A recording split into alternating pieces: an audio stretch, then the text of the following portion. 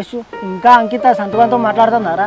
ఏమరా సూర్య నాకు తెలియదు, దాన్ని పట్టించుకుంటలేనురా నేను. అరే సంతకం గురించి తెలుసుకున్నారా? వాడు అస్సలు మంచుడు కాదురా. అసలు అంకిత గంత మంచిది, తెలివి కాలేదు. వాన్ ట్రాప్లో ఎట్లా పడ్డదిరా అసలు? అసలు నాకు తెలిసి నా మీద కోపంతో సంతకంతో క్లోజ్ ఉంటుంది కావచ్చు. అది అరే ఏదో చేసి వాళ్ళిద్దరిని మాత్రం విడదీయాలరా, లేకపోతే అంకిత లైఫ్ మొత్తం ఆగమవుతుంది. అదే సూర్య కానీ ముందు నుంచి చెప్పేదే అదిరా నీతోని. అది లవ్ చేసే విషయం మామ చెప్దామన్నా అంటే నువ్వే కదా అద్దనేది. అరే మీ మామకు అంకిత గురించి చెప్తే మీ మామ ముందు అంకితను బ్యాడ్ చేసినట్టు అవుతుందిరా.